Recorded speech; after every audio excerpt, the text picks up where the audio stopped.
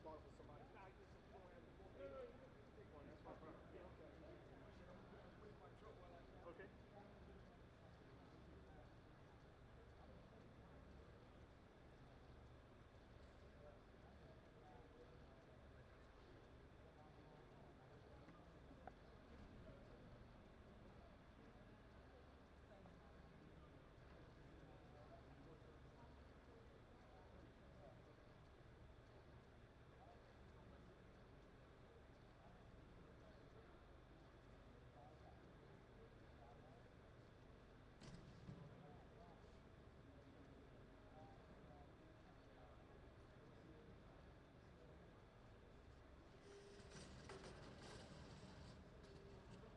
Gonna have to come over here, or can we keep everything over there on that side?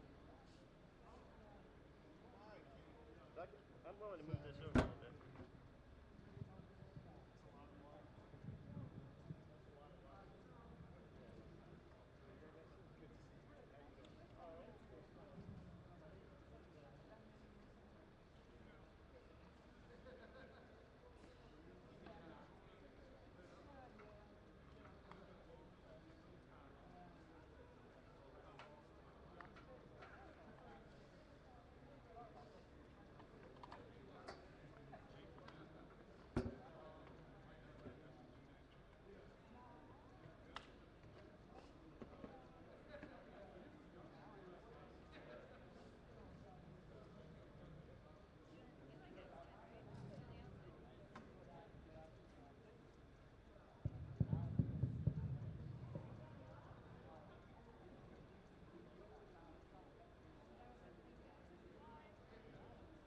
Check 1, 2.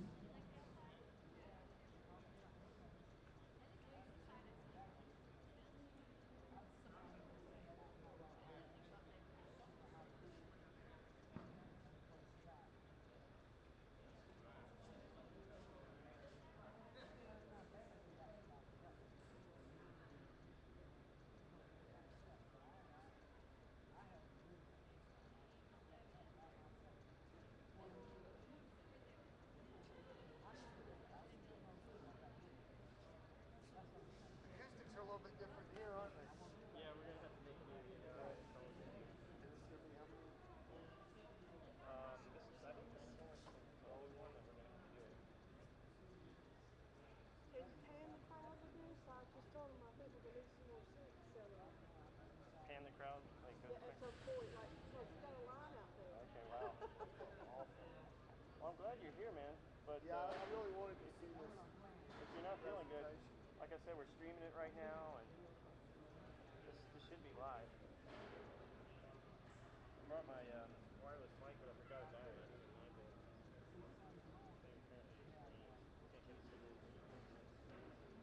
So what do you think you're dealing with, man? What? What do you think you're dealing with? I mean, my head. Last Thursday morning, I went out for a little bit. About noon, I felt like my head was going to explode. My eyeballs were like that. I mean, I didn't leave the house.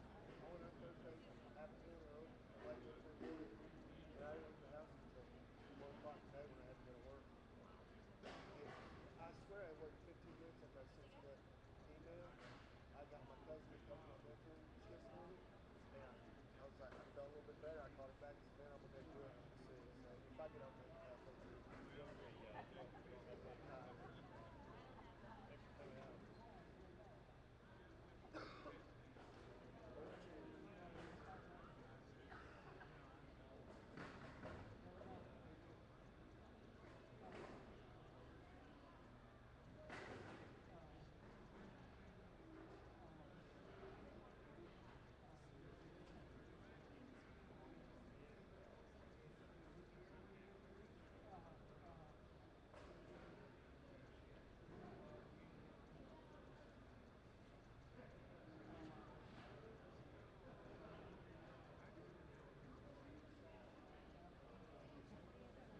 Pull this one out a little bit. I've got a cold and don't want to give it to anybody. I appreciate that.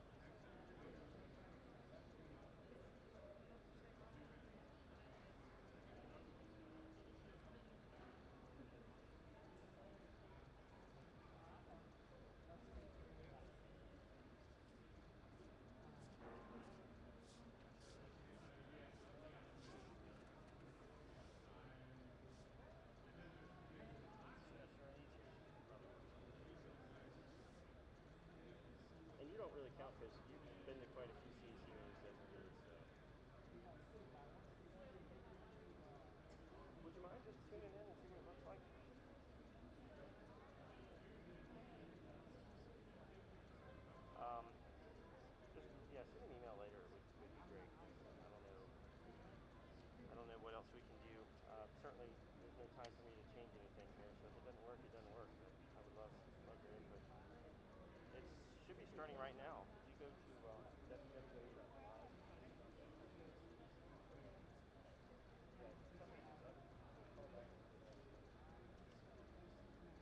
Right here. I don't get a Wi-Fi network here.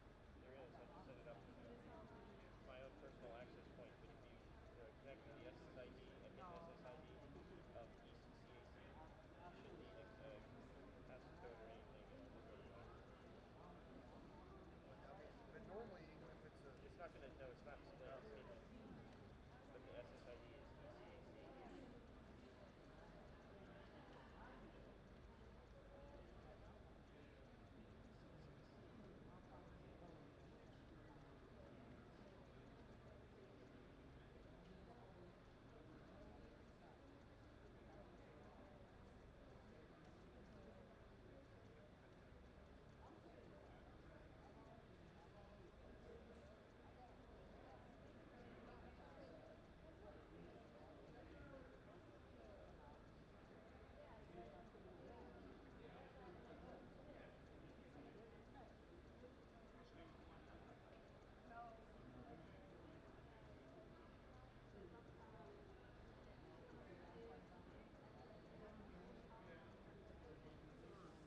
They're going to work out before you... Yeah, it is.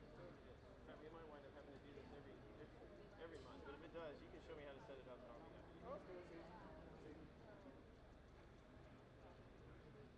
Yeah, we've had a couple people talk about that before, how they, like when we had the larger meetings, they'd be in the back and they'd say, we can't hear you.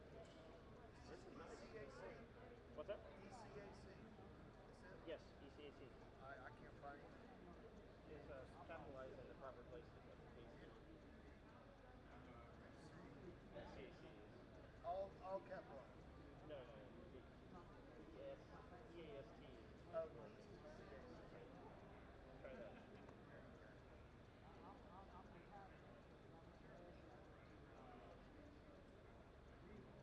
All right, I'm going to give everybody a little bit more time to come in here, so we'll get started in just a few minutes.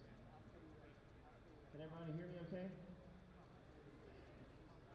All right, I'll get things cranked up. Jason, could you, can you make this a little louder?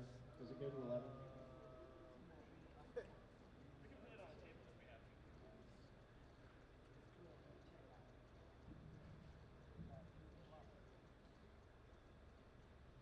Oh, check 1, 2, 1, 2. A little bit better. Okay, that's, yeah, crank a little bit higher until we get just to the edge of feedback. Check 1, 2, 1, 2. 1, 2. Awesome.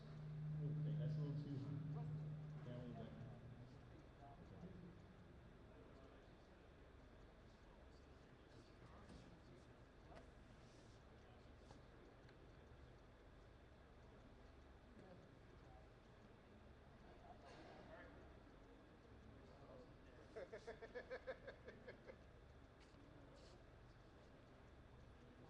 No. Okay, that's good. That's good.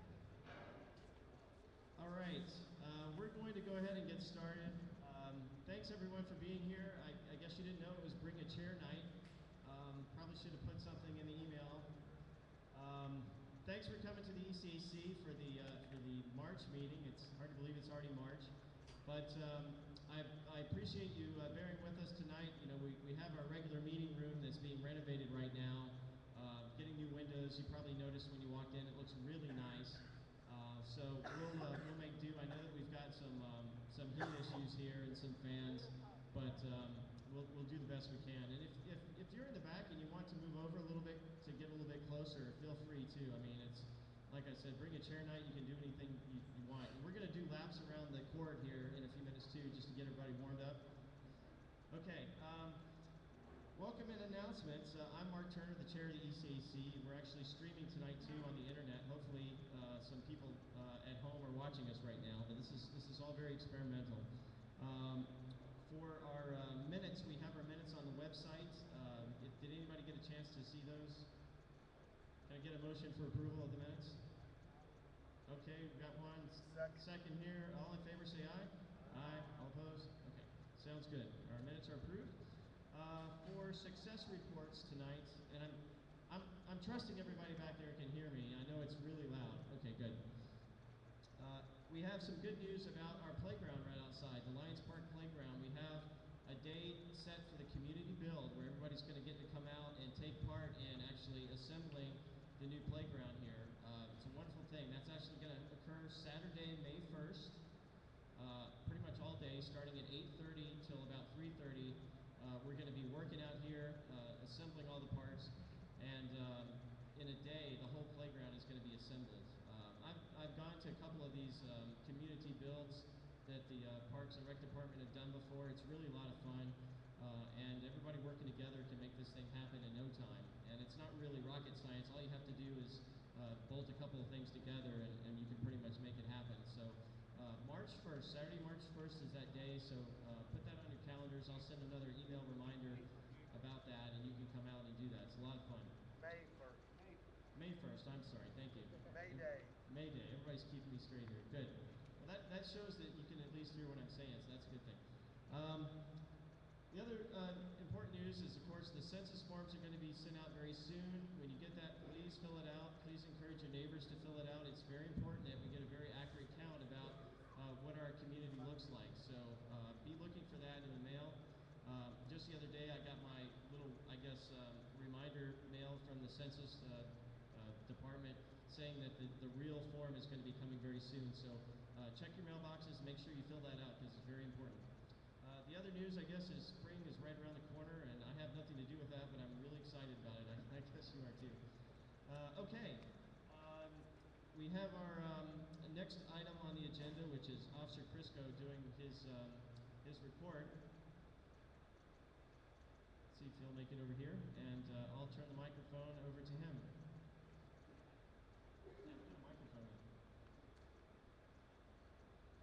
Welcome back, everybody. I have to use it? Yeah, you have to I have a pretty command voice. Can everybody hear me back there? Alright, this is for the last month, from February 15th to the 14th of this month. We've had a bunch of aggravated assaults. What's the paperwork make? Yes, ma'am. They should be coming around. We had a bunch of aggravated assaults. I think we had, how many to say up here, like 23? No, 13. But just, I'd be happy for you guys to know that only two of them were not domestic violence related, so you don't really have much to worry about. So actually we had two aggravated assaults over the last month. One of them was at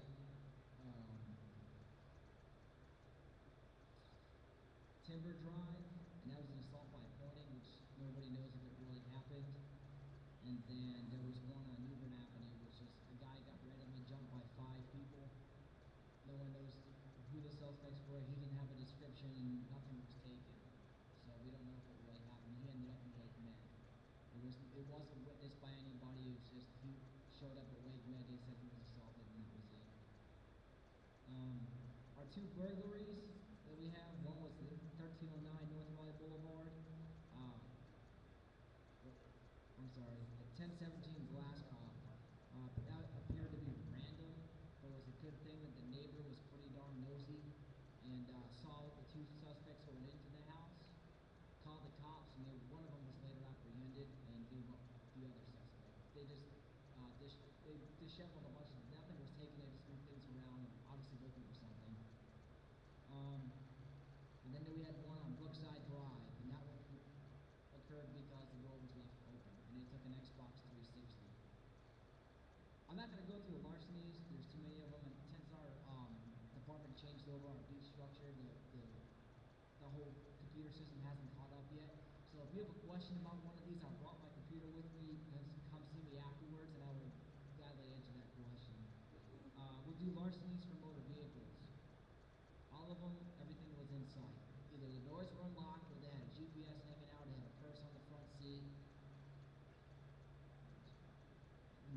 Or they had a purse on the front seat. Everything was in plain view. We had 3 motor vehicle thefts. One, the suspect is believed to be the son. The second one, the keys were in the car and running. And the third one was actually not even a breaking and entering. The officer that wrote it up mislabeled it. And it was actually a breaking and entering where they took some pieces off of the, I guess the rims, they took some pieces off of We had one break. That break was, it's in question right now as a runaway. When she returned home during her investigation with the detective, she claimed that she was raped. So that's still pending. We don't know if it actually occurred yet. The old DMV building behind Food Lion, that was our one robbery for commercial. Two guys walked from Summer King's Court, walked into there, robbed them and left. They have since now closed the doors after a certain time, and they only serve people through closed doors, which was the recommendation that I gave them about 2 months ago. And the one I county met was also, it was a targeted robbery of Hispanics, and that occurred right around pay time, I believe, on the 28th.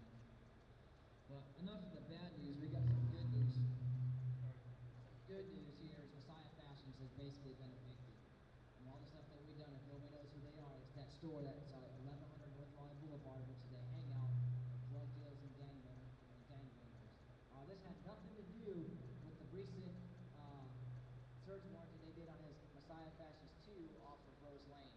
That was just a random stroke of luck for us. But because of the actions and the search warrant that we did, I contacted Henry Ward, who is the property manager through York's Properties, and we went ahead and got him evicted. So anytime within the next week or two, he'll be out of there. I talked to our grants manager, and we're just waiting on the President of the United States to release the money for funding. And as soon as that money is released, we're going to get that money, and we're going to go ahead and institute the things we were talking about as far as off-duty police officers in the whole entire area surrounding the Raleigh-Glasscock intersection. So they're going to be 3 nights a week, about 6 to 8 hours. You're going to have 2 officers that are just going to be on foot, on bike, on horse, or in a car in this whole area out here. Lions Park, the old DMV, Glasscock Street, Larson Drive, Raleigh Boulevard, Brookside Drive, not Brookside, but Burgundy, Millbank, you name it, they're going to be out there. And it's going to last as long as the money goes. And we're looking at getting at least $75,000, and we need to spend that $75,000 within a 6-month period so we can get another $75,000 next year. Part of that $75,000 is going to be going to internet wireless cameras. They're going to be put up in the area. The officers will have limited access, the line officers, and some of the other officers will have more access, whereas they can actually move the cameras, pan, tilt, zoom, all that stuff. Everything will be recorded and backed up on a 30-day period, so anything that happens within that 30 days, it will be recorded on that camera. And in case, like right now, we have a shooting that occurred over on Oakwood Avenue that they're handling right now, and we happen to have cameras out there. So they're going to go back through that over the last day or so, and they're going to see, or not the last day, but over this period of the day, and see what happened, who was out there, question those people, and try and determine the suspect. Other than that, went to my gang class. It was pretty informative. So now I know how to read gang graffiti, and I've learned, and Michael Bound was there with me. I've actually learned that it's really not what you look at. There's a lot more to that graffiti than just what it says, and how they write it, and the symbols they use, and the amount of symbols that they use, and stuff like that. So I've gone back through all the gang graffiti that I've seen out here, and we've actually read it, and it actually tells you a lot more than what you think it does. Other than that, we had 404 Colleton. I know that was a problem house. We've done some investigatory measures on that one, and we came up negative. We will try again, I promise you, because there were certain things in there that piqued my curiosity, so we will go back again and take a look at that house. What I need for you guys to do is send me more houses, more people, more trouble spots that you think need to be addressed. Send them via email. All I need is the place, the location, the address, suspected activity, time of day, as descriptive as you can get without actually going out there and, with a notepad and looking like Sherlock Holmes and taking notes. As much information as you can get to me without putting yourself in danger, it would be all the better. But basically, I just need, for example, this house at so-and-so Boulevard, lots of foot traffic, no visitor stays more than 5 minutes. They're in and out. There's lots of trash bag use, lots of sandwich bags all over the place. A lot of vehicular traffic, stuff like that. Things that would point out to be a drug house. If you have a liquor house, even better. a search warrant with ALE on Friday, which they had a 2-year investigation going on. We did 6 entries at one time all throughout Southeast Raleigh, and we busted up a gambling ring. Like, they were getting a lot of money, ten to $20,000 a week, and they were just going to houses, dropping off envelopes, going around, and we found a lot of stuff. And obviously, what comes with gambling is money, and money is drugs and guns, and some type of gang is involved. So we did bust that up. Luckily, none of that was in our area. It was in the other areas, but we helped out some of the other officers. Other than that, I can't think of much else to say. I don't have any information on the office. But what I am hoping is, now that Messiah Fashion's out there, it would make a more powerful statement for us to get in there and take over his spot, slap a big old Raleigh police sticker on the front of that window, and take that office. I think that's more powerful than going and taking over an old doctor's office. And I think you guys would enjoy it more because we'd have direct line of vision to the cut through for the old DMV, which obviously we're having a lot more problems now. I do ask you to be wary. The cool weather is coming. You guys love it. Police officers hate it because a lot more people come out, a lot more activity. They're not staying inside to deal the drugs. They're actually coming out in the open air. They're coming into contact with the good citizens that are assaulting them, they're shooting them, they're robbing them, they're stealing stuff out of their vehicles. So I understand that in the summer, I'm going to give a forewarning. Your vehicles get hot. Don't leave those windows cracked. Don't leave anything out in the plain view like we saw here. Everything that was stolen out of the vehicles and all the vehicles that were stolen were in plain view, keys left, doors unlocked, stuff like that. So just use our street sense when it comes to that. Lock, take, and hide, right? We speak about that every time. It's good to see that it's going down. I think at one point we had like 20 of them in 1 month. And that was just from vehicles. And on top of that, we had 5 stolen vehicles because it was cold and people were leaving the vehicles running and warming them up in their driveways. These kids don't care. They're on year-round, they're whatever. They're suspended out of school. They see a running car and they got to go across town to their homeboy's house or to their girlfriend's house. They're going to hop in your car and take it. And they're going to take it for a joyride. They're going to ditch it in one of the ditches because they don't have to pay for it, and they're going to go to the house. Does anybody have any questions? Any concerns? Yes, ma'am.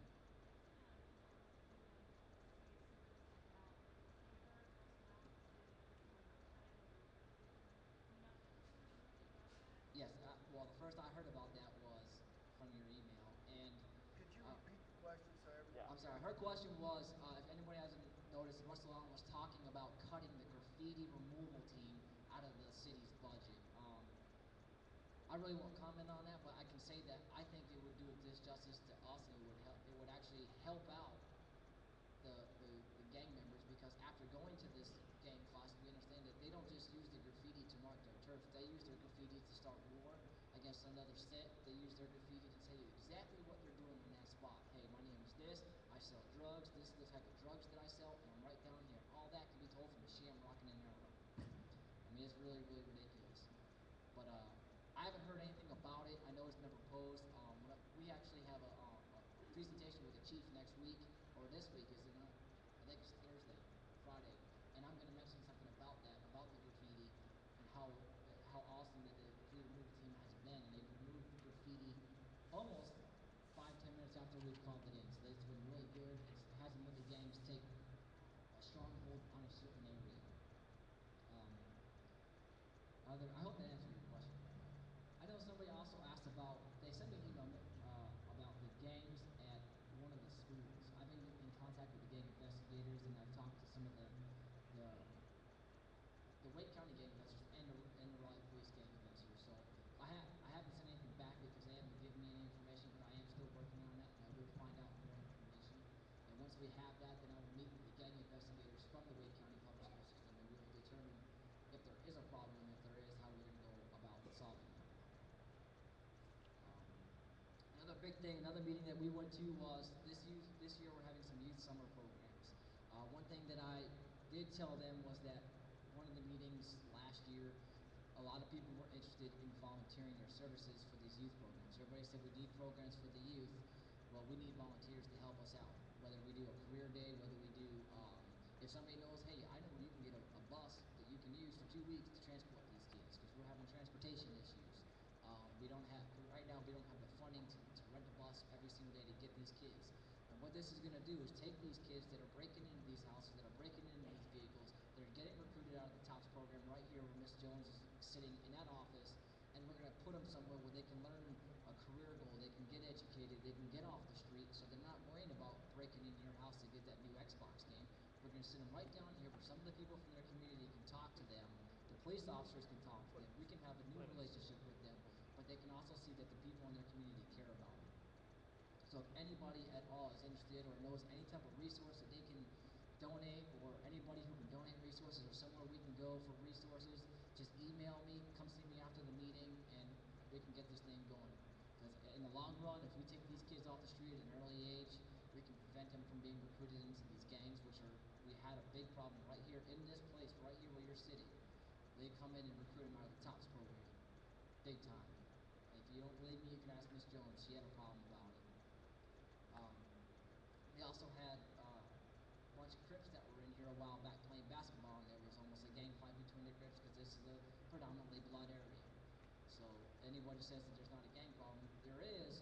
We're working on it. It's not as big as Durham. It's not as big as some of these other places because, fortunately, we have enough officers to put a gang suppression unit out there. We've been out there. They've been out to Pericos where they just had that shooting. They've been out to Club Envy, which used to be Club Baptized. 3 shootings out there now? We're going to have a 3rd gang suppression unit also. They're going to have a 3rd SWAT team. So we're going to have a lot of stuff going on. And all that comes with the chief. We have a lot more officers on here. The new beat system, it really didn't affect our district at all. It stayed the same except we lost Haywood Street, which is good for us because that was a heck of a street to have. The beats got modified just a little bit, but not enough where it's going to affect you. I'm still going to be your CAC officer. I know you're all happy about that. But other than that, our beat changing is not going to affect the citizens at all. It's actually freed up. It created more beats. We have more officers, so there's going to be more people out there.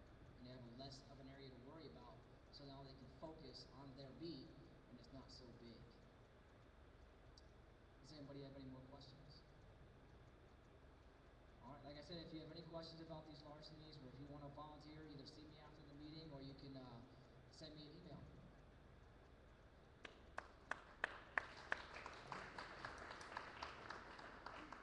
Thank you, Officer Crisco. Appreciate that update. In the rush to get everybody ready for their jumping jacks, which we're going to do in about 2 minutes, I forgot to make a couple of quick announcements. Are there any first-time visitors here tonight? Raise your hand, please. Oh, excellent. Lots of good people here. Good. I would like to encourage you, if you haven't already, to make sure you sign our mailing list right up here so that we can get you more information about things because we have a nice newsletter that you can get mailed and mailing list, of course, where we update you between our meetings. So please do that on your way out. Yes, Van. Van's our CAC Vice Chair. Is there a way we can find out how they found out about our meeting? Van wants to know, of course, if there's a way we can find out how you found out about it and about us. And I guess we would kind of have to alter our form, Charlene, right, in order to do something like that? I've been hoping that we can get an updated form, so maybe when we get that actually implemented. It would help us to target more people. Sure. Sure, and we also have this yellow sign out here. I think this is the last one we actually have. If you're interested in putting that in your yard the weekend before our meetings, that's been very instrumental in getting people here who aren't on the mailing list and don't know about the CAC. So the first person that takes it gets to take it home with them, and maybe we can get some more ordered. Van did a wonderful job getting that set up for us, so thanks, Van. And it looks like we might have to put in our next order for those, which is a good thing. Okay, so that's our police report. Now let's hear from Parks and Rec. We've got Jason Clemens here, the Assistant Director, who's going to tell us about some of the parks programs. Thanks. How's everybody doing tonight? You guys doing good? Well, for some of you guys that don't know me, I am the Assistant Director at Lions Park here. As Mark alluded to earlier, a little bit about myself for those of you guys that don't know me. Proud graduate of Winston-Salem State University. Also went to grad school at High Point University, and I'm an avid NC State fan. So Carolina making the NIT this weekend wasn't exactly the highlight of my weekend. But with that being said, I'm gonna go ahead and get into it. Our summer camp mail-in and drop-off registration has already began. It actually started on March the 1st. Walk-in will begin on April 13th. Also, we'll have summer camp brochures out in the lobby and at the front desk. So just see our front desk staff, whoever may be working when you're interested. Laurel Hills Playground, the City of Raleigh is partnering with Stewart Engineering and Frankie Lemon Foundation to renovate the Laurel Hills All Children's Playground. The new playground will be named Sassafras All Children's Playground. I believe the original playground was actually constructed in the early 90s, so they're a little bit overdue for renovations. The community input events will be held at March 6th and 20th at Laurel Hills Community Center. So for more information, visit the www.sassafrasplay.org. As far as park planning updates, on February 18th is the Little Rock section of Capital Area Greenway was dedicated. The Greenway will be a half-mile section that will connect downtown to Workdale Park, Pullen Park, NC State, Meredith, the Art Museum, and Umstead Park. So we're talking a pretty big size Greenway. Some upcoming events: Lions Park Playground Community Build Day, as Mark alluded to earlier, will be set for May the 1st at 8:30 a.m. to 3:30 p.m. Volunteers are needed, so if you guys are interested, there's a couple of forms on that table that you guys will need to fill out. And also, you have to be at least 18 in order to come and volunteer with us. And also, for additional information in regards to that, contact Cindy Trumbauer, and her number is 996-3292, or you can email her at cindy.trumbauer@ci.raleigh.nc.us. Our egg hunts, we will have 25 locations. Just a second. Cindy left some flyers on the table. Yeah. Okay. All right, we'll have 25 locations for our egg hunts. So you can check your leisure ledger for additional details in regards to that. Our Bark Around the Park, which is an event where we schedule activities for our neighborhood dogs. That will be at Millbrook Exchange on April 17th at 12 p.m. For additional information, please contact Millbrook Exchange. Their number is 872-4156. And also our Spring Fest, which is always a big event that we have annually. It's going to provide some entertainment, some rides, some displays, some vendors, food for the entire family. I'm actually running the bingo booth, so if you guys come out there, it's going to be at Chavis Park, April 24th at 12 p.m. So you guys come out there and say hey to me. All right, some upcoming athletic registrations. We're currently in the midst of baseball, youth baseball. Our next big thing we will have is RPD Summer League Basketball, which registration will begin on March 29th and will run through April the 11th. Some upcoming public meetings that you guys might want to be on the lookout for. Parks and Recreation and Greenway Advisory Board will meet the third Thursday of the month at 2401 Wade Avenue at 5:30.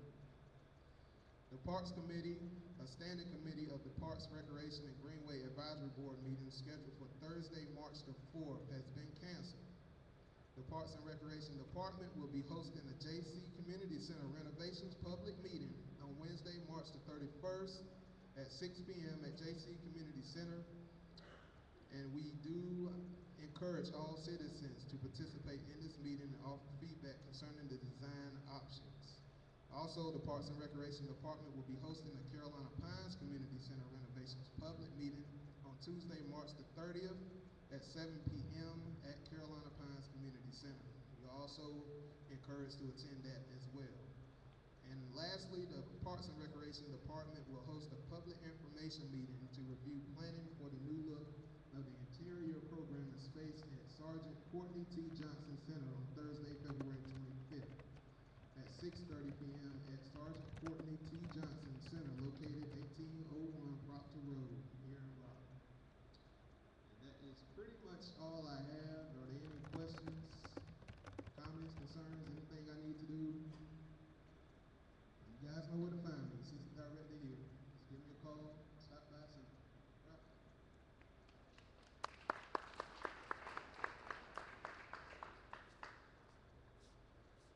All right, thank you, Jason. I appreciate that. All right, I guess at this point we'll go ahead and move to our presentation. We'd like to welcome Mitchell Silver, the Planning Director of the City of Raleigh. He's going to come talk to us about some exciting new plans for the New Bern Avenue corridor and the Capitol Boulevard corridor. Joey? Let's give him a hand.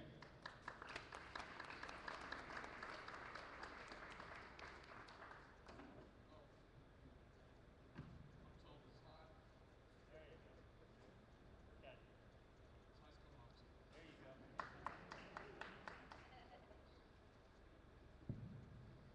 Well, good evening, everyone. It's a delight to be here. It's actually my second time here, not in this space, but in another space. But I'm here to talk about just two things. First, James is not here this evening, so I'll give you an update in terms of what's happening citywide. And I hope all of you know that we are updating our development code for the city. In fall, the council adopted a comprehensive plan, and now the next major step is to update our development code.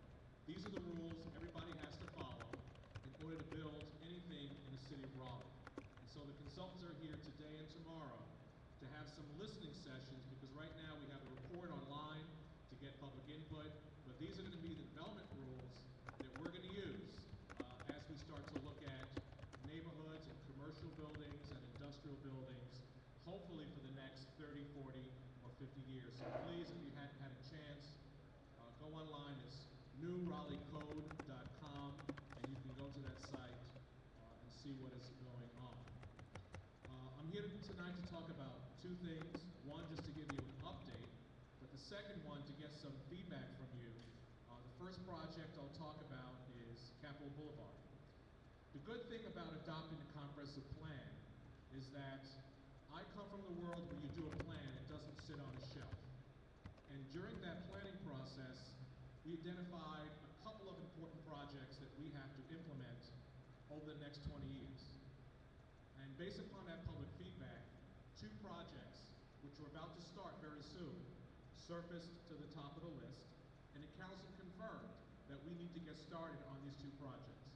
The first is Capitol Boulevard, basically from Lane Street all the way to the Beltline. That's a 3-mile corridor. And then the other one is New Bern Avenue from downtown all the way out to Wake Med. I'll talk about Capitol Boulevard first. This one, during the comprehensive plan process, almost every meeting we went to, they said if you do anything in the future, fix Capitol Boulevard. It is our gateway street. It is an embarrassment for some of us driving into the city. It has multiple personalities. It's underused, and we need to do something. Well, we're about to start that process, most likely in May. We're going to have a public outreach process. We're going to have design workshops. Because it's this 3-mile stretch, it's very difficult for you to get your hands in. So we're going to have designers helping neighborhood groups. We'll advertise these meetings, but we really envision an important link between downtown and Midtown, which is the North Hills area, using Capitol Boulevard as that link between those two emerging places. We hope we will see greenway, bikeway, walkway, envisioned as a lot more density with streetcar and possibly light rail to start connecting downtown to Midtown, looking at Capitol Boulevard as a connection. For years, people have talked about this. We're going to see whether we can daylight Pigeon House Creek, which basically daylight means you want to see it. You channelize it with walls, you have walkways next to it, and if we can look at the stormwater issues, because it's right near a floodplain, we'll find out if we can work with the state to find creative ways of keeping that flow down that river walk. So for the first time, starting all along Capitol Boulevard, ending at Devereaux Meadows, we can create an appropriate gateway, a greenway, a neighborhood, a destination on Capitol Boulevard as you enter our downtown. So we're all very excited in our office. I interviewed, I know Bobby did as well, with the Triangle Business Journal. I didn't give my normal interview because I was so much gushing with excitement that this is a very cool and exciting project. And so if you feel the same way, when we announce the outreach effort, we encourage all of you to get involved. We usually have designers. We find a way that if all you can do is draw one line, that's fine. We'll have people help you. But it's important that all of you play a role. If you believe that there is appropriate to have a vision for Capitol Boulevard, we want you to join us, again, starting in May, to come out to these design workshops and tell us what you think and what we should do with this very important corridor for our city. Are we on the right track, just by show of hands? All right.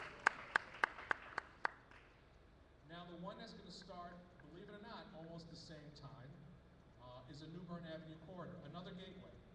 Again, the council prioritized this one, should be important as well. With all of these projects, we want to engage the CAC. For the New Bern, we'll be dealing with 3 CACs. We've already been out to North Central, and we met with them. Part of that conversation was to find out, okay, we know New Bern Avenue is a problem. Can you tell us, what is your expectation about what you'd like to see when we're finished? That's very important to us, is that we like to have a conversation about what are your expectations? So we understand when we're finished, did we meet your expectations? But also, there's only so much the city can do. We had a conversation, for example, in North Central, where there were a lot of older properties that were privately held, that they said, can you do something with those properties? Well, the city is limited in terms of what we can do with private property, but there are things we can do, what we call public intervention. So we'll be looking at from downtown all the way to Wake Med. We'll want to have neighborhood meetings. It may vary right now because we're going to do it in phases. There's one phase closest to downtown. There's another phase from Swain to Raleigh Boulevard. And then the ones we want to engage with you, which is in your CAC, from Raleigh Boulevard all the way out to Wake Med. And so we're going to want to work with you to find out what are some of your concerns. And if you don't mind, if there's time tonight, Mark, I'd like just to get some input from you this evening, because we have to scope out the project so that we know exactly what it is that we need to do. When we went out to the North Central CAC, they had 3 primary concerns. Theirs was public safety, there was beautification, and there was cultural identity. Those were the 3 most important issues when we looked at New Bern Avenue between Raleigh Boulevard and Swain. That may be different for this community. We are looking at the possibility of transit down that corridor, be it light rail or what we call bus rapid transit. They're more modern buses that also stop at a platform and a station that would take us from downtown all the way to Wake Med. The City of Raleigh is putting a grant to see whether we can actually initiate a bus rapid transit, because we found out outside of downtown, Wake Med is one of the highest destinations in terms of that transfer point for riders. So that is also another critical corridor that we want Raleigh residents to be proud of.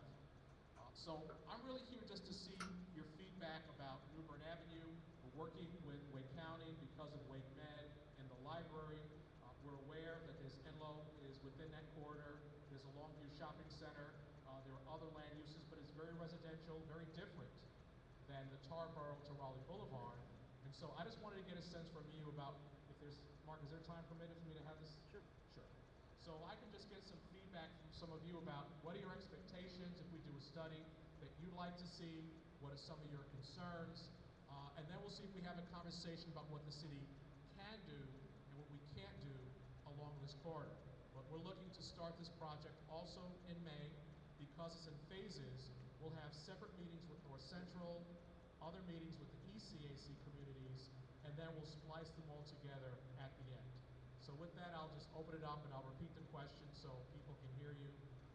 Just so your reactions, comments, issues, concerns about the New Bern corridor. Yes. I'd like to see curbs and sidewalks. Priority number 1. Okay, there wasn't a question, but there was an expectation. They would like to see curbs and sidewalks, I would assume, on both sides. Is that correct? Okay. May I get a question in the blue shirt, a blue jacket? Yes, sir. I have a concern. Several weeks ago, in the shopping center on Crabtree, Parkway, I think it's called, or Crabtree Avenue, I observed mad dog construction companies sitting 10 to 12, 8 to 10 foot tubes down a hole in the shopping center there. And on the top of that hole, the recycling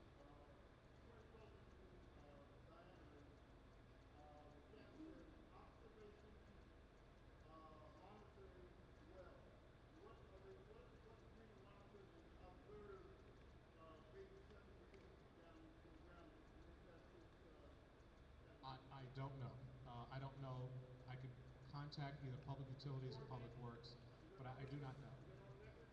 Excuse me? Can you record that? You have, can you please find out and let us know? Yes, yes. If something's being observed 70 to 80 feet under the ground right near here, do you think it's correct? It's being observed? Maybe I'm in the weeds, I don't know. Yes, sir. Yes. Oh, there was a question about some work that is, there are some observation cameras that are looking, as the gentleman said, some 60 to 80 feet below. And the question was, what are they observing that far below the surface? And I did not know the answer, and I told him I would try to find out that answer, whether it's utilities, whether it's City of Raleigh, the state, or some other agency, and so I will try to get an answer for him. Or at least I'll get it tomorrow. Yes, sir. Because one of the things I noticed about is the median there on Boulevard Avenue, further out to the east was modern. I would prefer not straight grass. And you talked about rapid transit. I would hope that that's disagree. Modern rapid transit with light rail runs right into the same lane the cars run. It does not go into the median. It costs a little bit more, but essentially it goes along with the same travel lane, or you could create another lane, but they tend to go into the right-of-way or the road. So those are the modern light rail. So you don't have to use the median to take that out. The question was, I'm sorry, there's a median on New Bern, which is very attractive and very green. The concern is if you use transit, which you have to take out that green strip to put in the transit, the light rail. The answer, as you just heard, is you can put that in a travel lane or add another lane, because now the light rail runs the same as a car on asphalt or concrete. Yes, ma'am.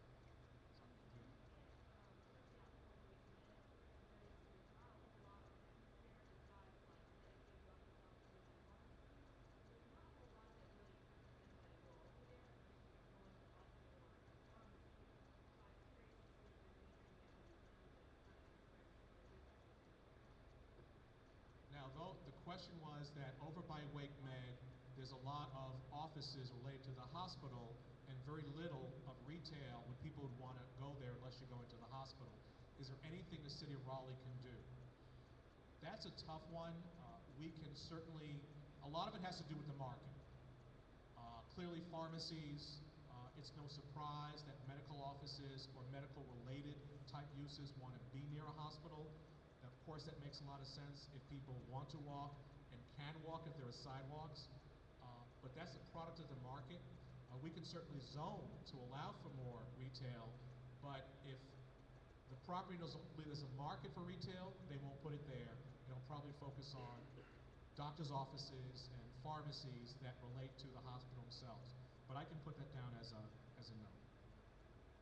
Right behind you.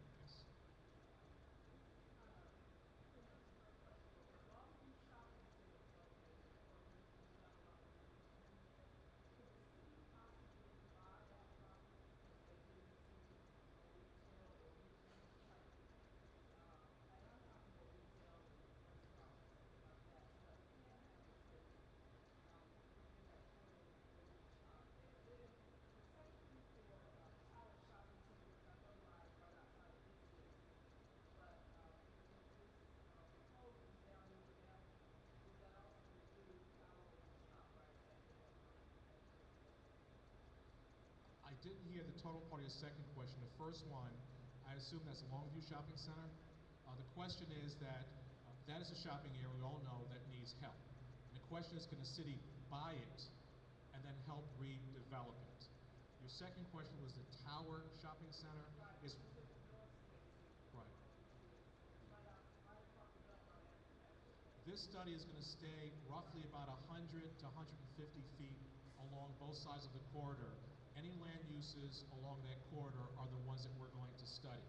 Anything beyond that, it won't be part of this study. To answer your first question, typically cities that have economic development departments or authorities actually go out, purchase property, package it, and then sell it. We don't have that here in the City of Raleigh. Secondly, the current laws dealing with what the city can purchase, they can purchase it and put it back on the market, but it's typically done through an economic development department or authority. It's something the city of Raleigh does not do. We work with the private owners to see how we can help them reposition the site, how to rezone it, probably offer infrastructure, but the city of Raleigh does not typically acquire land and then sell it unless it's at a rock bottom price and we see it as a great opportunity. But we just don't have the funds on hand to go out and buy land unless it's for a greenway where we have bond money in place or a transportation project where there's bond money in place. We don't typically do things like that. So. Along those same lines, I concur. I believe there are only two businesses that have road access on the New Bern Avenue between Raleigh Boulevard and Wake Med. And if we could avoid adding to that, encouraging people to go to Wake Med on the side. And the thing that comes to my mind is what's the situation with the ABC store? Is it going to be another street access business, or could it be put on the side? The question, there's a concern about the number of access points on New Bern Avenue as you go to the various shopping centers. And the question is, will we be increasing the number of those access points along New Bern? There was a second question about the ABC store, and will we be adding access to the ABC store or moving it to Longview? Let me answer the second part first and the first one. We will not be moving any businesses. That's not part of this corridor. We'll be focused on safety, more of the streetscape plan about what we can do, what intervention we can put in place from the city point of view, but moving one liquor store to other locations is not what we're doing. New Bern Avenue is a state road. They control access on and off. As we do the study, we'll make a determination how, if there's recommendations for more or less, that will come out of the study, but it's premature for me to say at this point what's the right answer. But whatever we do, we'd have to go to the state to get their sign off because it is a state road. But we will look at access, we'll look at sidewalks and bikeways and safety and bus shelters and all those things really to make it a functional street and a good connection and gateway into the city. I'm sorry, in Red Hat, you got your hand up first. We are sort of in a economic downturn. What partners does the city have, commercial partners, that we would expect to be have the capacity to do something at the present time? If the city is concerned with greenways, gutters, and safety, then fine. But without, I'm not sure what, is there commercial interest in changing these areas? Or is this just something that the residents want? Because we all would like to be happy, right? You want me to be honest? I don't believe there's interest right now, but when we look at our 20-year plan, there will be interest. It always goes with density. If there is a bus rapid transit along Wake Med, that will make it more attractive to those that want to invest. If there is higher density at key locations, that would make it more attractive for people to invest. There may somebody want to take a chance and actually redevelop some of the older parcels because they believe, looking at the trends, that New Bern will change over time.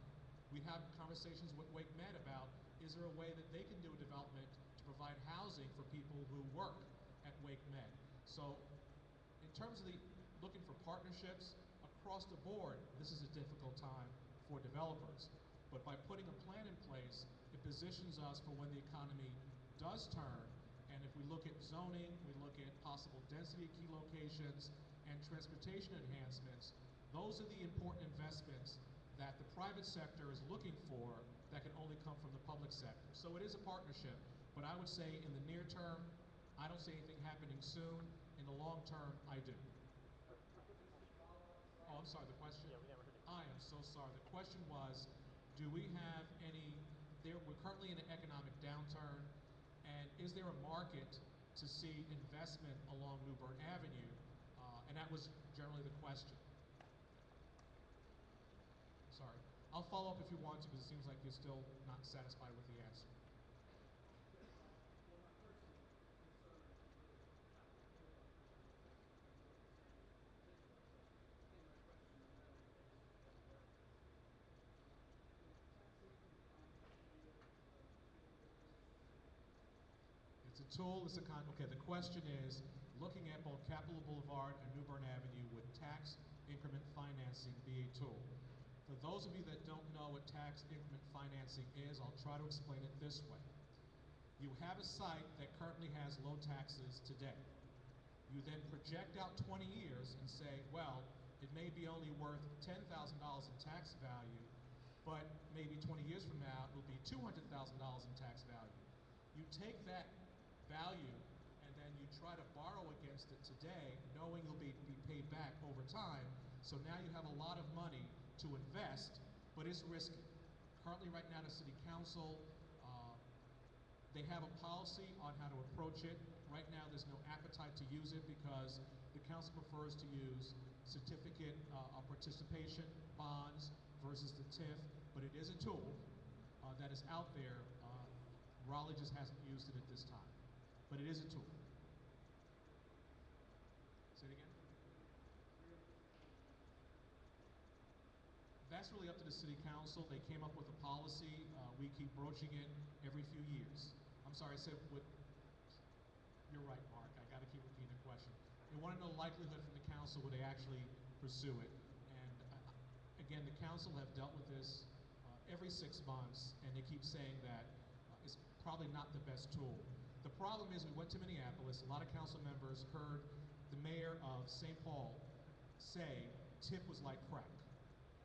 And that was a soundbite we wish we hadn't heard, because they say once you give it to one developer, every other developer wants it. And so this council said, let us proceed cautiously, because there are certain instances where TIF can be a problem and it doesn't work, but many other cities have used it effectively. So it's still out there as a conversation. It's just that right now, Raleigh is not ready to use it at this time. Wait, I want to make sure I got everybody new, and then, okay, gentleman way in the back, and then ma'am, you're next. Is there a way to connect the Crabtree Greenway with the New Bern Avenue Boulevard project? It kind of dead ends some of the New Bern projects. Yeah. Unfortunately, that's another one I will follow up on. I'm not sure about, that's the Parks and Recreation. I'll find out what is their plan long term for connecting the Greenway. Could you repeat it again? The Crabtree Creek Greenway kind of dead ends by the offices. I was wondering if there was a way to kind of connect New Bern Avenue. Or the question is, can we connect the Crabtree Creek Greenway down to New Bern Avenue near Wake Med? Is that what? Yeah.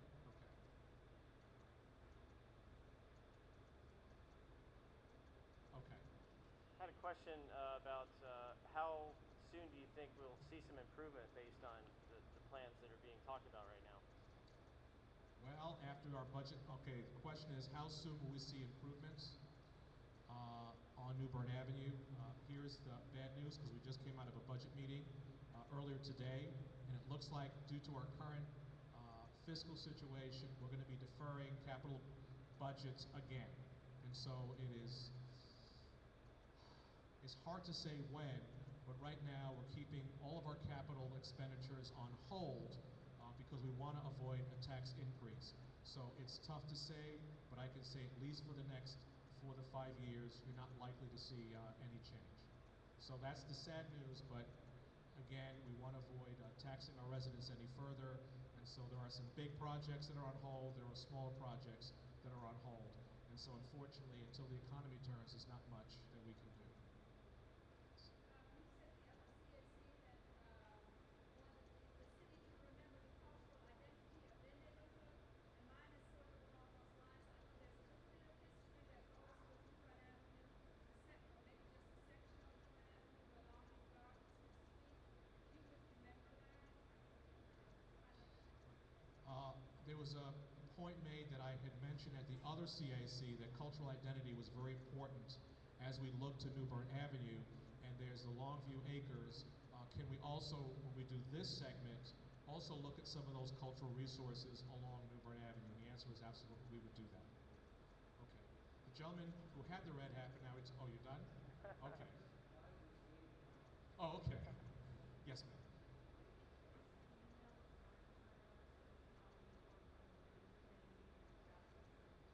Oh, okay, the question is, can we make sure through Mark that we let you all know when this planning process is going to begin? So one thing about our department is when we're about to start a process, we're going to blast everybody, every way, every how, because if we don't get you to come, we see the planning process as a failure. So we'll work with the CAC, we'll work with Charlene Community Services. If the press is interested in doing a story, we'll get them to do something, but we definitely are going to do everything we can to get the word out, because we want you to come. We want to hear from you because it makes the plan better. So we're committed to making sure you know when, how, where, and then we give you multiple sources, either online, in person, so we'll make it easier for you and work around all of you.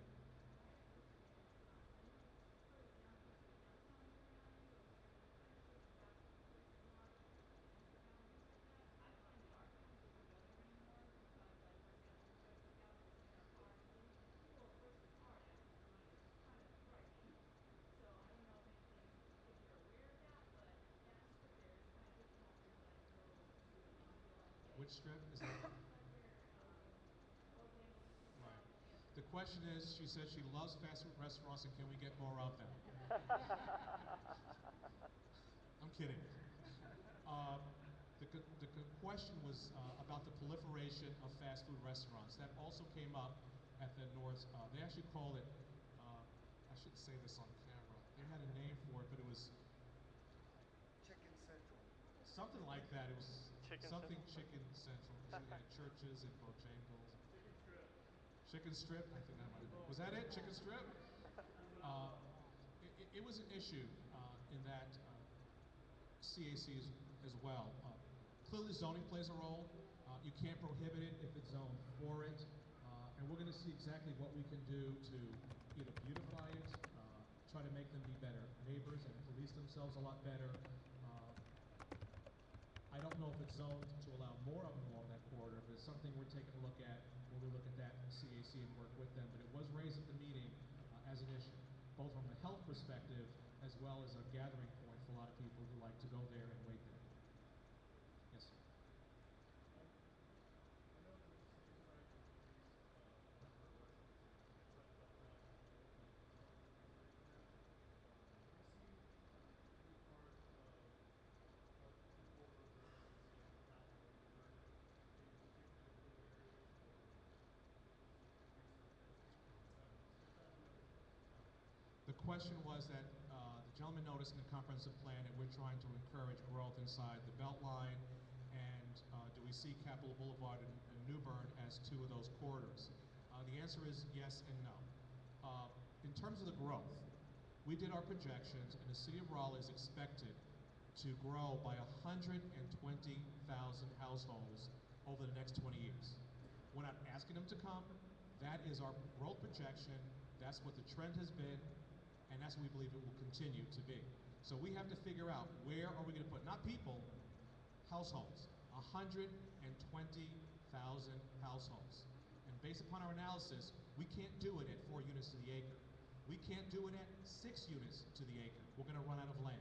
And so we're looking at where we could put more density where it makes sense. We picked 8 growth centers. Downtown is one of them. The Wake Med area is another one. So there is some along New Bern, and then we picked several corridors, New Bern and Capitol Boulevard being one of them. So the answer to the question is yes, we have an expectation to move density in those locations, but our code is going to tell us how tall it can be, how much density, so people will have some level of predictability that if they get density, what will it look like? So the answer to the question is yes on the Wake Med intersection, yes for downtown, and some on Crabtree, but not as much on New Bern because it's already built out as low density for the most part. Yes. From listening to what people have said, it makes me want to think that when two of the main things that people have brought up are public safety and some kind of investment in the area. And I can't see it being successful, speaking of the New Bern corridor, unless the planning involves public safety somewhere along the way. What we're doing right now is we're trying to retrofit a bunch of things in our neighborhood. Cameras, putting in police stations, substations. Are you going to be planning those along the way? The answer is yes. When we do all of our planning efforts, depending on the issues, we bring, if it's police, we have a wonderful relationship through the community-oriented government. If it's transportation, we bring them out. I'm sorry, the question is, recognizing that public safety and other issues will likely surface as we do the New Bern corridor study, will we reach out to other professionals that need to assist us as we do this work? And the answer is yes. We typically will find out, once we hear the issues, we bring out the professionals. This corridor is going to be tough. I will not deny that it's going to be tough. There is no magic planning wand that we can wave to make things change and happen. You need transformative investments. For example, if there was a light rail, there would be developers running to New Bern Avenue. And then people will say, we're now being displaced, what do you do? So we have another set of issues that we'll have to deal with. If it's bus rapid transit, another important investment, you'll start to see development follow. Fayetteville Street, $10 million translated to $2 billion in investment. Glenwood South, a few million dollars translated to hundreds of millions of dollars of investment.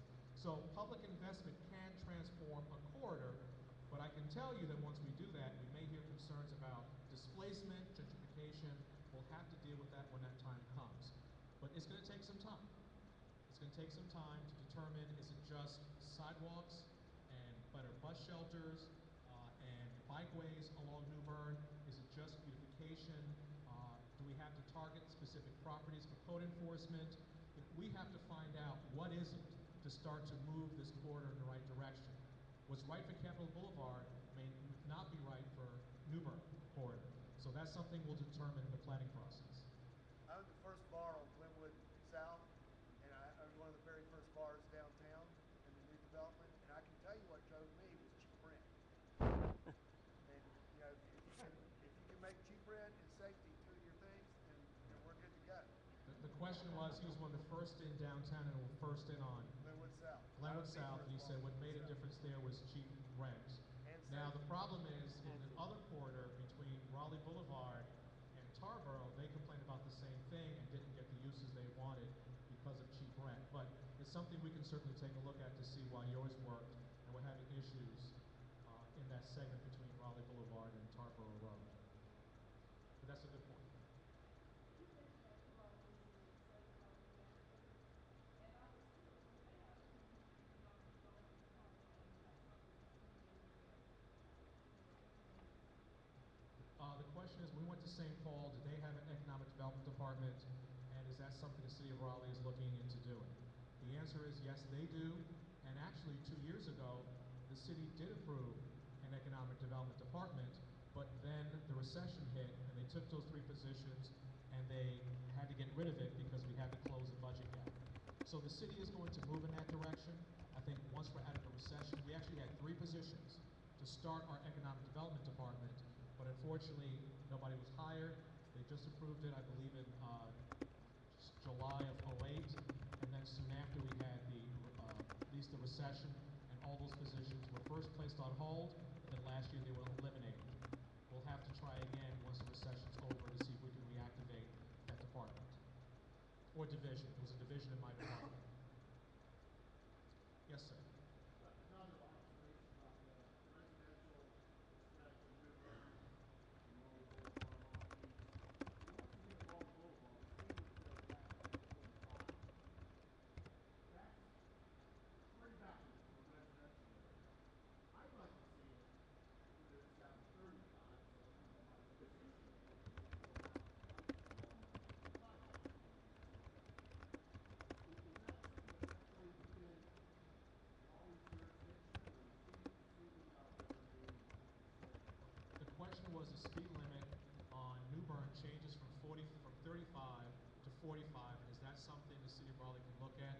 The answer is yes. It is a state road, And again, the Department of Transportation believes that they need to move one thing, and that's cars. Not necessarily people, but cars. And so that's a conversation we'll have to have with them.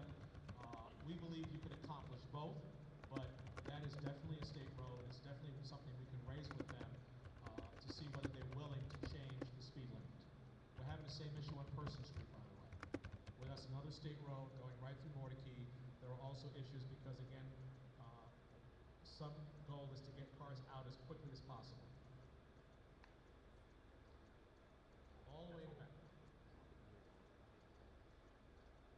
My question is somewhat related to, can you hear me? Yes. Okay. My question is somewhat related to the improvement of the Newton Avenue and Capitol, but it's also related to the direction of the neighborhood, based on some of the direction that the school board was taking our school. And my concern is like the neighborhood that I live in, I'm gentrifying my neighborhood to help pull it up and keep it pulling up based on some schools that I have. And my concern is that if I'm afraid not knowing what's going to happen with the school, how that's going to affect my neighborhood and people wanting to come to my neighborhood south of the school based on Newton Avenue and Capitol. It's just not a very it doesn't have a very positive you know what I mean? Yes, okay. It's Let not me very see if I can repeat the question. So how? Yes. What can we do for citizens and the things that we can ensure that keep our neighborhood growing versus going backwards because we're not really sure what's happening? Is that related to the public schools? I can't explain. That's a tough question, and let me see if I can repeat it. There's a two-part question. The concern is that when we look at the revitalizing of Capitol Boulevard and New Bern Avenue, they are near neighborhoods that are in transition. Let's use that. With the uncertainty of what's happening with Wake County schools, how will this affect that revitalization? Because the school assignment zones may draw districts that could slow down the redevelopment of those corridors because of, let's just say, the general population of those areas. Wow. Let me answer it this way. After March 23rd, if there is a decision, I know that our department is going to start to look very closely on the impacts these assignments will have on the city of Raleigh. Now, I'm a consultant. I've dealt with this a lot of years, but I don't want to start pulling stuff off the shelf and what happened in Kansas and Charlotte, that we need to look very carefully at these zones to find out what are the implications. I need to be unbiased. I need to give the public information they need to make a decision. So I don't want to give an answer yet until I take a look, but this decision will have implications, and I don't want to get ahead of myself and tell you what those implications will be. So clearly, if there are implications, you're correct, it can have implications to the redevelopment of some of these corridors. So it's a good question. I don't have an answer yet, and I don't want to start to jump ahead based upon what happened in other cities to say this is what's going to happen. Could it speed it up, or would it just stay? Is that It is unknown. I mean, clearly, there are examples of what happens when you go to a neighborhood or a community assignment-based system, is that clearly people start to buy into the school district versus a neighborhood. I mean, that happens all across the country. We'll have to see what these zones look like to understand, who knows, they could be like our council districts, that every piece as a part of inside the belt line stretches out to outside the belt line. I've heard that they do have these zones. We have to take a look and see the implications. So it's hard to answer your question, but it is true that once you create zones, that people start to, for the realtors, the first time what they can say is, oh, if you're going to move in this neighborhood, here's the school. And so you start to make decisions based, right now you don't do that. You go into the neighborhood because of the amenities. Now school, for the first time since the 70s, will now enter into the equation where you buy. Tough question. I hope I skirted that one very carefully.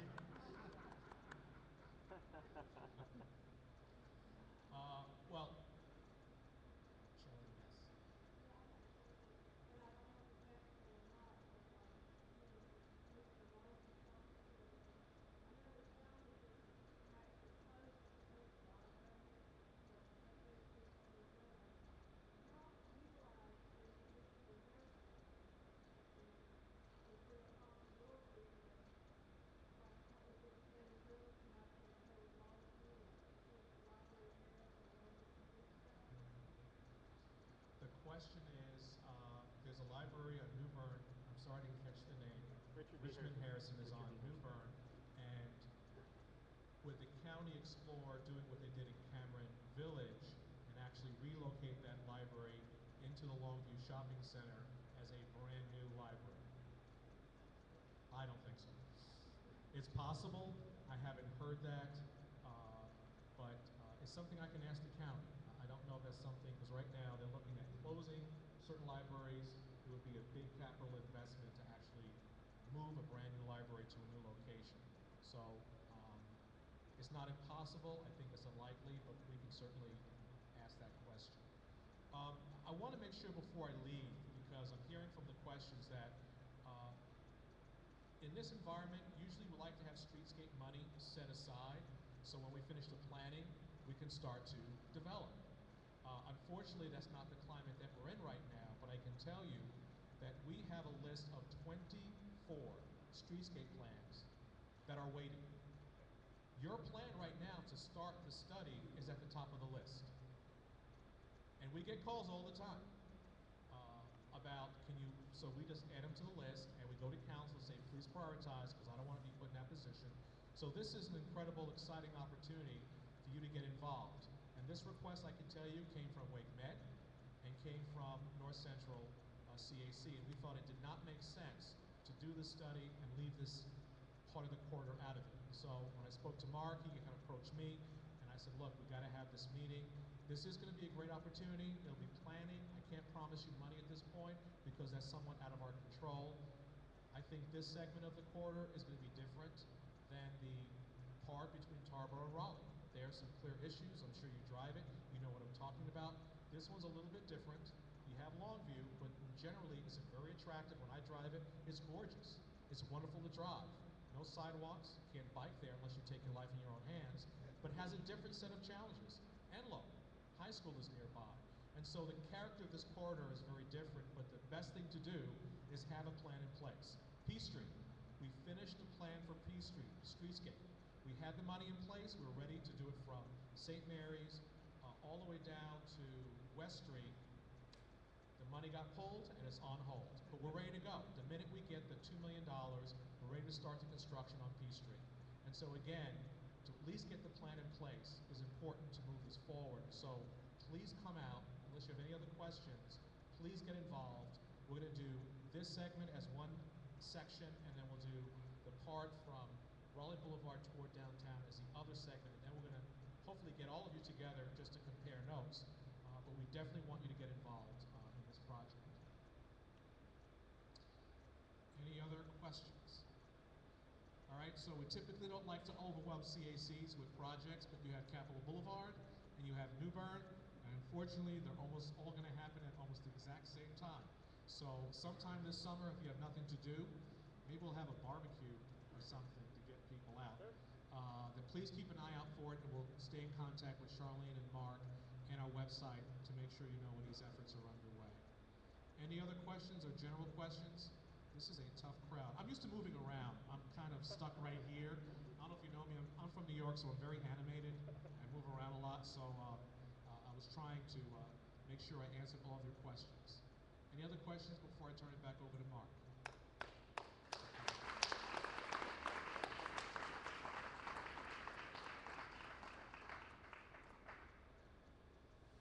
Thank you, Mitch.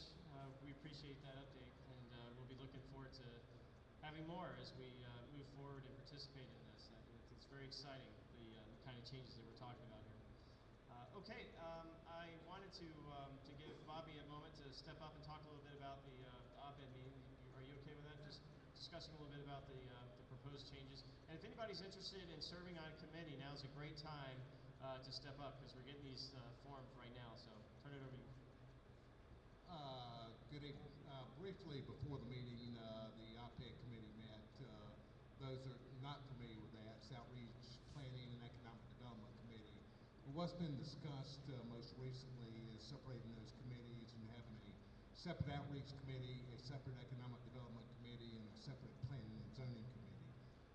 So with that, I don't know, Charlene, if you want to say just a couple of words about the Outreach Committee. We do have a separate Economic Development Committee, which will begin meeting probably in the next month. And as far as planning and zoning, nothing new has occurred recently, but that was basically just the meeting. It's just trying to separate these committees, and I'm sure there's plenty of opportunities for folks to participate in the process. We'd certainly welcome that. And Keith, anything you'd like to say at all about your committee? And just one other thing before I leave, and Mitch is aware of this.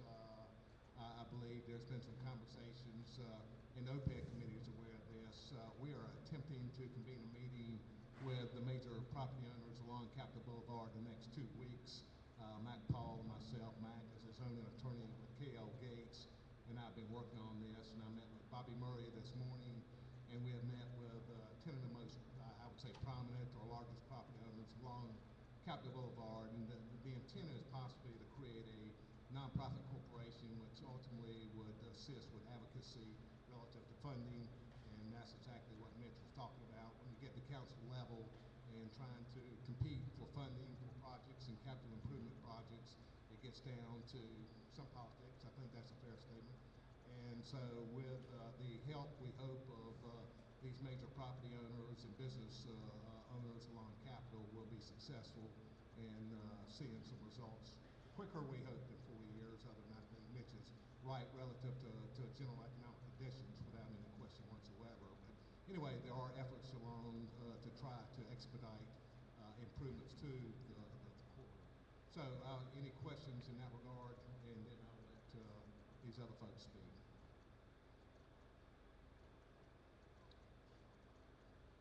Just real quick, my name's Keith. I'm going to be heading up, or more or less, the Economic Development Committee. So right now, we haven't quite met yet, but if you're interested, please let me know. I guess one of the main things I'm just trying to do is figure out what businesses we do have currently, and what are the cornerstones of the businesses in our area that maybe we can help try to promote, get them involved with our CAC a little bit more. I'm just trying to figure out, well, it's not exactly 5 years down the road and not everything's developed, but what do we have and what can we focus on right now, and who can we partner with that is here, and just kind of starting from there. So not a whole lot of huge firm plans, but I have a lot of ideas, and if you're interested in the subject and trying to figure out what we do have and what we can focus on in our neighborhood now, I'd love to talk to people. Thanks. I just wanted to take the time. Mark always helps to point out the nice things that Charlene and I and Sue and Bobby do. I just wanted everyone to give Mark a big hand and recognize what he does to put all these things together. Thank you.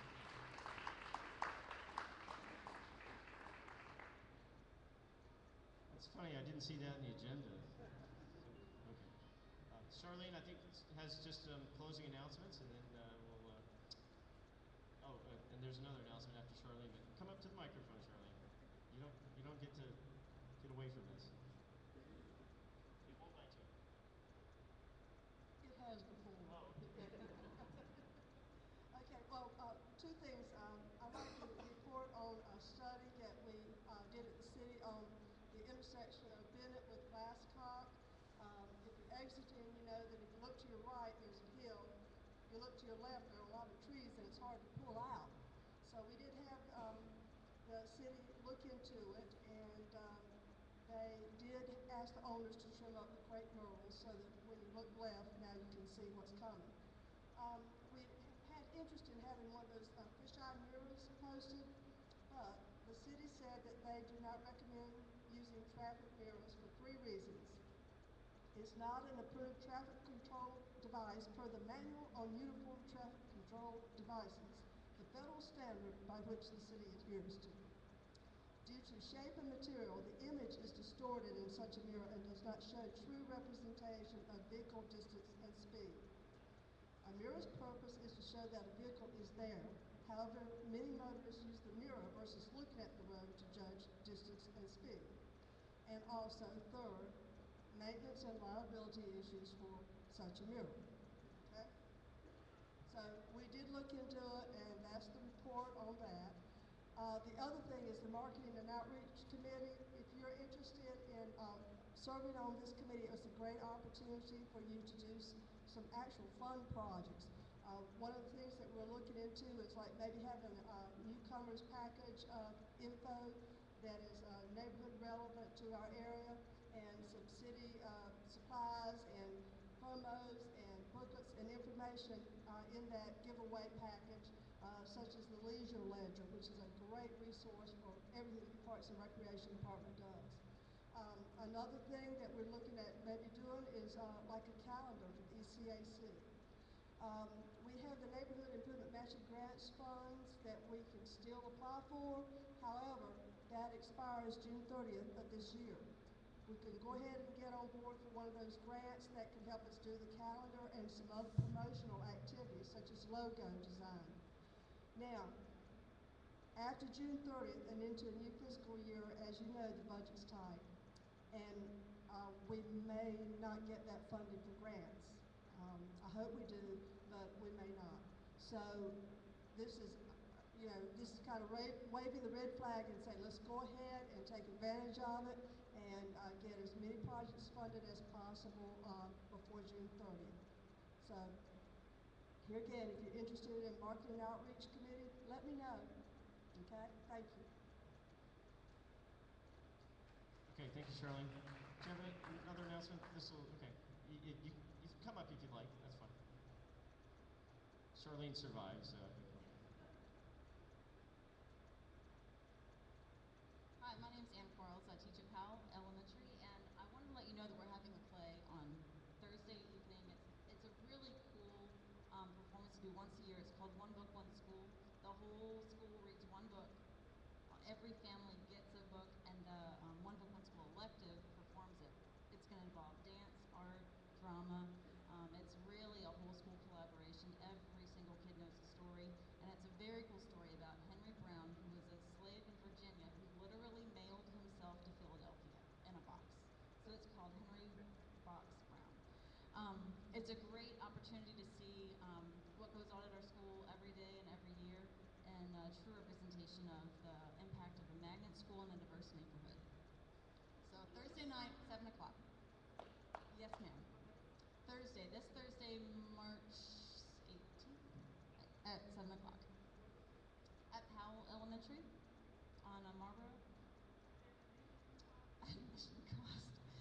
Donations will be accepted. No, no admission, just come and support our school. Thanks for that, Ann, and we'll email those details for you too if you're on the mailing list, the ECAC mailing list. All right, are there any other questions or, okay, announcements? Yes, Rebecca.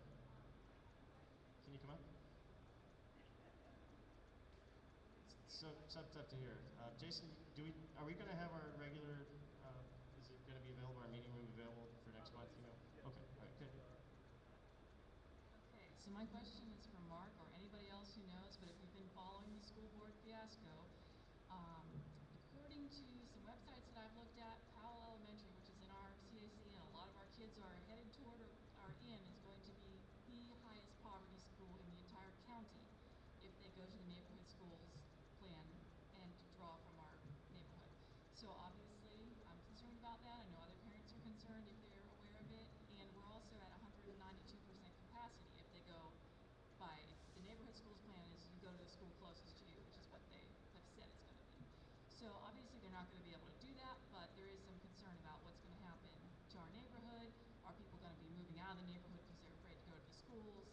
So if there's any way that we can, as a CAC, get involved in the process of them deciding what our neighborhood school is going to be or what's going to happen to the magnet program, because that's another concern. If you look at our, what our magnet district.